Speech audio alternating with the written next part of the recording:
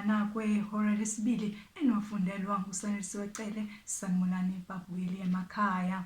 Osomabhizinisi abancane bathi balindele elikhulu elizothulwa uNgqongqoshe wezimali uTito Mboweni mayesethula isabelomali namhlanje ntambama ngehora lesibili.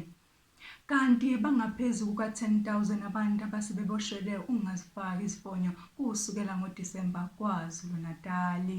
Khona manjalo ukhomishana wamaphoyisa osabambile KwaZulu-Natali uMeya General Thulani Ngonya unxusa amaphoyisa ukuthi aqhubeke nokubopha abaphula umthetho walesi sigaba sikaQatha.